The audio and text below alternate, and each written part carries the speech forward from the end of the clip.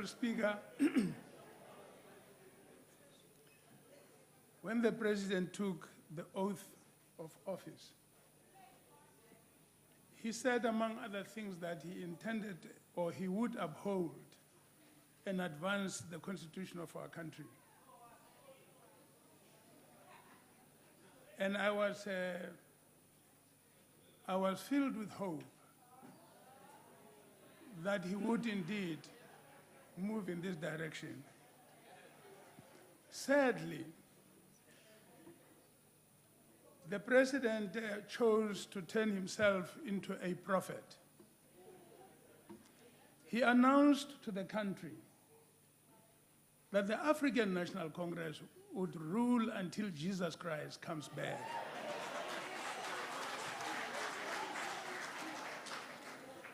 Now, this is a very significant prophecy. And I thought that it must be somewhere in the pages of the Holy Book. It's a very significant prophecy. But it is a false prophecy.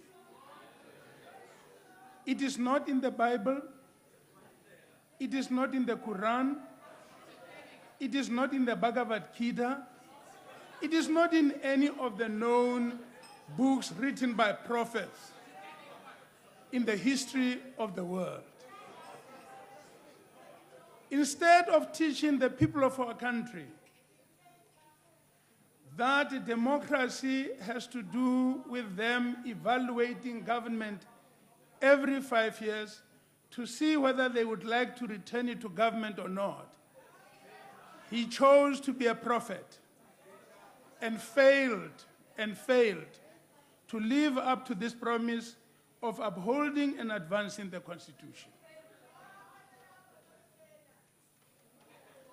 So the church leaders of our country, Christians, black and white, rich and poor, must reject this false prophecy. What I can tell you is that it's somewhere in the Bible it says, there will be false prophets. That is there in the Bible. You will find it there. I was saddened that the leader of our country has no respect and takes the name of Jesus Christ in vain. It is not in keeping with the lessons that those of us who grew up in Christian churches and Christian schools and homes have come to know. Our country must reject leadership that has no respect for the faith of the majority of its people. We cannot have false prophets who pretend to be what they are not. But you see, that was not all. When it seemed that that false prophecy was not holding out, he now did something even stranger. He told us ukuthi abaphansi bazosijezisa uma ngabe singavoteli ANC.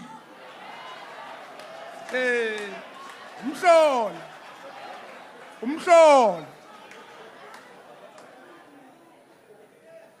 Wajika ke manje uyasikhogisa manje ukuthi sesabe manje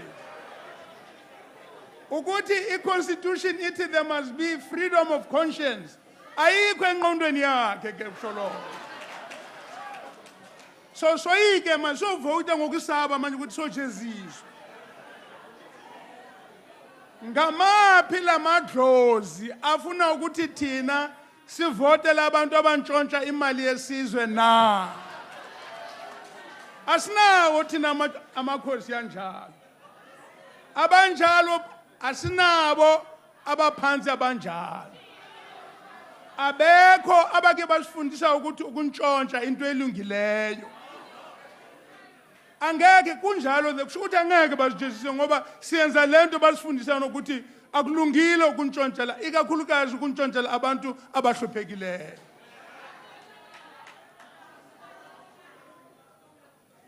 Uri no, badimo batarotla. Hai baning risa vote African National Congress.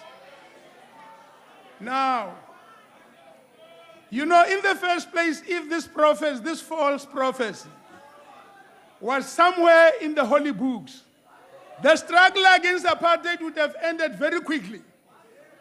Because all these people who were governing all of that time, they would have seen it in the holy book, that you must stand down for the African National Congress because it must govern until Jesus comes back.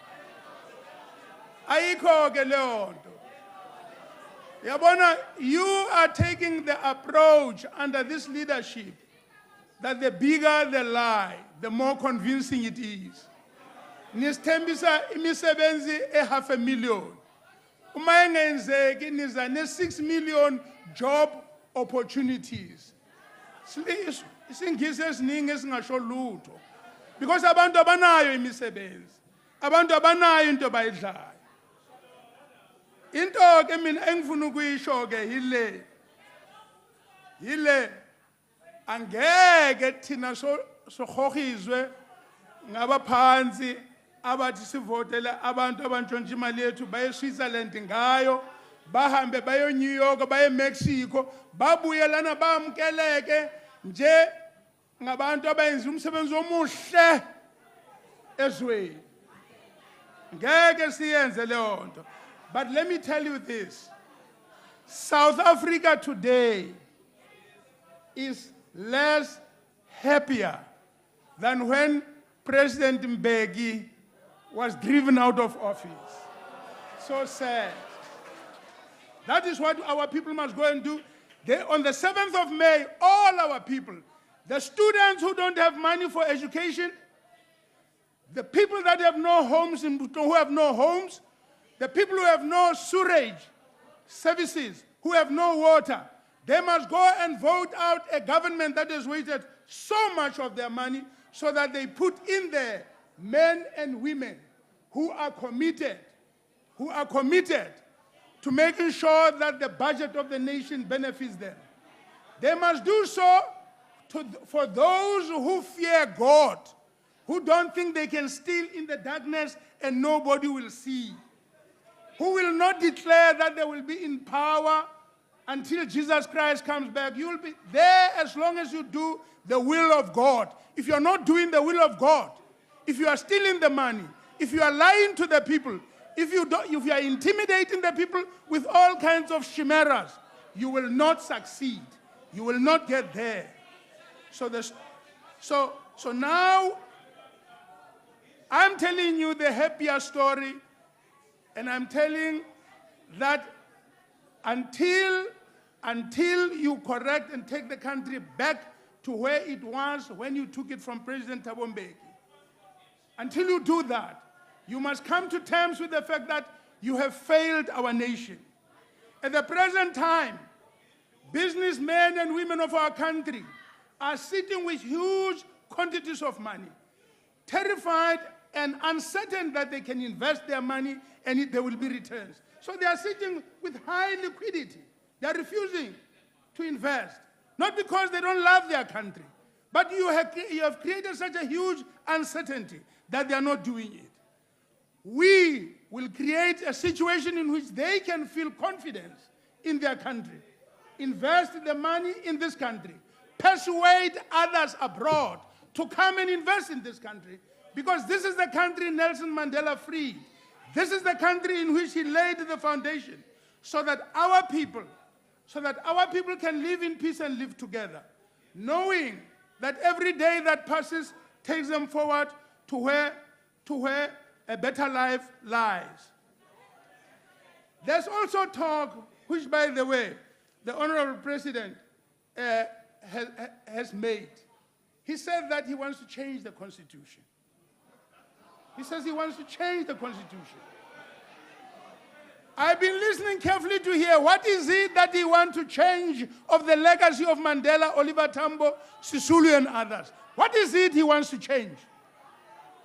His spokesperson says I must ask him because he did not make the speech, so I must ask uMongameli.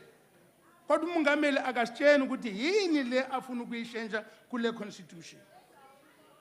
Mzukwana nayichitha le constitution, you will be breaking the only glue that is keeping the people of South Africa together. You will be creating a situation which you will never be able to control and contain. And unfortunately, you will not be there when future generations in this country will suffer the consequences of your serious blunders. Many of you have already been talking about how this constitution is just for enemies of South Africa.